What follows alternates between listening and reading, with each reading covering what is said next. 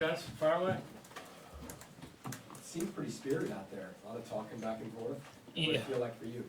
No, it's I think as the years go on, you start playing against the same guys over and over again. It's kind of that competitive trash talk. I mean, going up against guys like Drew and Nick and then some of the DBs. I mean, you talk trash in the locker room, but you love on each other too. So we're always competing, and then at the end we're talking about it and trying to find ways to make each other better. And I have to give away some of my secrets about stuff that I know about them, and they do a little bit the same.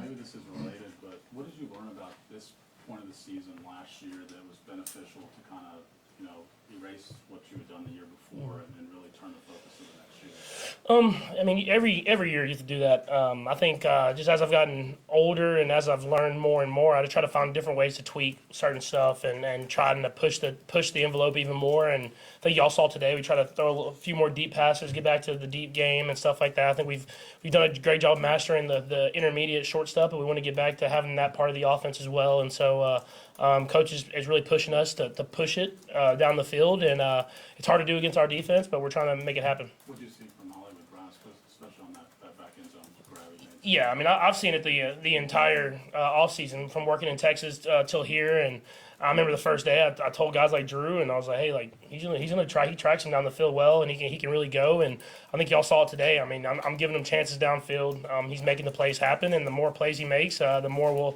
we'll continue to give him those chances. It's a good addition to our offense. Patrick, as a young black man who is financially stable, obviously, with your contract and stuff, what advice or what conversations are you having with Rashee Rice to where we know about the car accident incident? I'm pretty sure you had a conversation with him about that.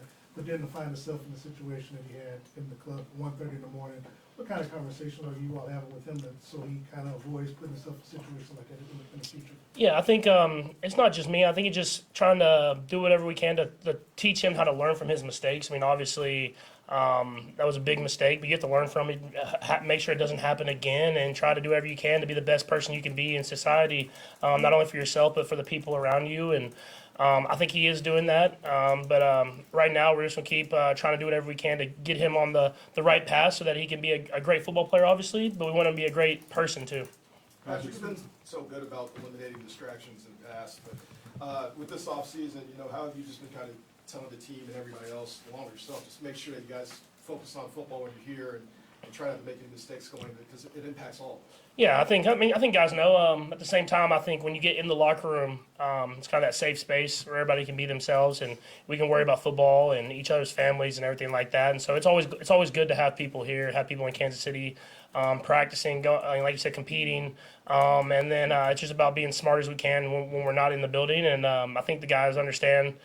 We have to step up as a team and an organization in that way, but we have to go out there and prove that in order for other people to believe that as well. Patrick Harrison's comments made at the commencement speech made a lot of waves. What was your reaction to just hearing what he said there? Yeah, I mean, kind of like I was talking about with the Rashee thing. I think it's just I know Harrison. I've known him for 7 years, and I judge him by the character that he shows every single day, and that's a good person. That's someone who cares about the people around him, cares about his family, and wants to make a good impact in society. When you're in the locker room, there's a lot of people from a lot of different areas of life, and they have a lot of different views on everything, and we're not always going to agree. But and there's certain things that he said that I don't necessarily agree with, but I understand the person that he is, and he's trying to do whatever he can to lead people in the right direction, and that might not be the same values as I have, but at the same time, I'm going to judge him by the character that he shows every single day, and that's a great person, and we'll continue to move along and try to help build each other up to make ourselves better every single day. But at the end of the day, we're going to come together as a team, and I think that'll help out as well as eliminating those distractions outside the building as well. Patrick, I have to ask, what did you disagree most with what he said? I think there's just certain values that you have that some people emphasize more than others, and there's just certain things that I didn't necessarily agree with. But at the same time, I'm not going to judge him by that. I judge him by the way he acts every single day, and I'm not going to get into the full details of the entire speech. But at the same time, I know what type of person he is, and I'm going to make sure that I look at that first, and then let the other stuff kind of handle itself. With that speech coming, I mean, the Time 100, that's aired, Yep. weeks before. But that speech coming the morning of, and then your speech about women's sports coming after. I mean, is there any type of thinking that it's just like, is it just a coincidence or is it just like? Yeah, I mean, it was a pretty bad timing, I guess you would say. But like you said, I shot that a couple weeks before. But I think what makes the locker room so cool is you're able to have those discussions and become better and make those decisions for yourself. And so even though there are very vast, I guess, differences as far as those speeches happening at the same time, I mean, you're able to talk to guys and you get knowledge and you make your own decisions at the end of the day. And I think that's what makes this country so great. Is that you're able to get as much knowledge as you can, and then you make your own decisions. And it gets a little divisive sometimes when you get to social media and you get to outside the building. But in the building, you can have those healthy discussions and still be friends at the end of the day, even though you might not agree with exactly the same things. Patrick, You saw the schedule. when you talked, Ricky said you talked to them after they got drafted, but what was your message to them? Obviously, the level of expectations that they should have coming in for themselves and their legacy that they want to, what kind of message did you give to this incoming draft class? I think it's just to try to be great every single day. They have to learn how to work. I mean, that's every class that comes in, every group of rookies. You have to learn you have to push them to be great, and that's why you see me over there yelling finish, and you see me talk to those guys at every single play. We know that those guys we're going to keep us going and keep this thing going, and we're looking obviously at this year, but in future years as well. And so we want to make sure that we push them to be great every single day. And so having those guys in, a lot of talented guys that have displayed a lot of talent so far. But they got to continue to be great because they have to be good fast. It's not like we're waiting for them to develop to be a great player. We want to be great the first day they step on the football field, and I think our coaches and the players around it really push guys to be great every single day. So we have 1:30 meetings. Let's go to Sam. We'll go across the room. Go to Sam. Did you watch his whole speech, or did you just see the clips on social media? I've seen a good amount of it. So I mean, I've seen the clips on social media. I think they're a little bit taken out of context in a little bit, but at the same time, it's whenever you say something, it's going to be clipped out and be on social media, so you have to take responsibility for that. I mean, he went out there and he thought it through, did his own speech, and that's his views. And I think it's at the end of the day, it's about us taking the man and his values and everything that he does every single day, and then judging him by that, not by one moment or one speech. Karen? What's your initial reaction to the schedule and then that tight log jam at the end where it seems like you have 3 games in 11 days? How do you prepare for that? I feel like our schedule has gotten crazier and crazier every single year, and so it's just about preparing for the week ahead of you. We know that we're going to have a lot of primetime games. We've built up the equity to be able to be in those games, and so now it's about how can we find a way to be better than we were last year at the end of the season, and so learn from our mistakes from last year, try to motivate ourselves to get ourselves healthier faster, and then go out there and win those games because there's a lot of great football teams we play at the end there. Do you have one circle at all?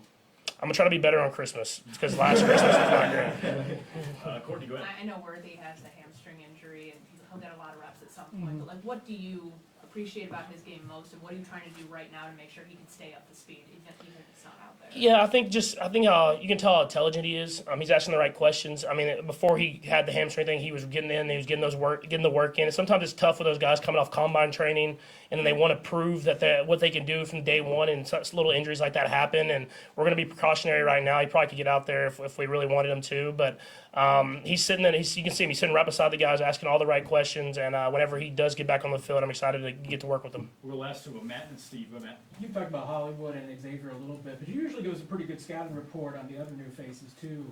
What do you kind of for first impressions, being a guy like Jared and even a guy like Nico that's back from last year? Yeah, no, I mean, I think y'all saw Wiley. I mean, the more he gets down the field, he can really make those tough contested catches. I want him to play even more physical. I know it's kind of hard, no TAs. You can't really bump and do stuff like that. But I think he can make those tough contested catches kind of in the middle of the field, and he's faster than people think he is. And so he played good. Nico's done a really great job being back. He was at the whole time we were in Texas getting the work in. Even guys like, watching the defensive guys like 21, Hicks play. I mean, he's a big dude, and he's going to get better and better. And you can see it early. He has the physical ability. It's about putting together Spags' defense, which is you have Spags' defense and Coach Reed's offense, which is hard for those young guys to learn.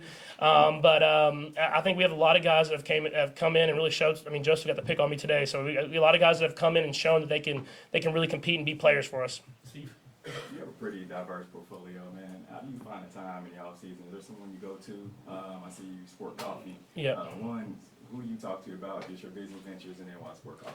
Yeah, I always do stuff that I believe in, and the sports coffee thing happened the sport coffee thing happened really naturally. Where I love coffee, I drink it a lot, but I don't like to put sugar in it. I don't like to put all the added stuff in there. So I wanted to find a healthier version so I can help my body not have that dad bod. And so the biggest thing the biggest thing is just doing stuff that you really invest in. I did this from a very early part of it. I got to sample it and trying to give my tweaks, and so stuff like that. And I've partnered with people that I believe in, and some have worked, some haven't worked. But I think if you have the passion and the belief, then you can make stuff happen, and that's who I look to invest in.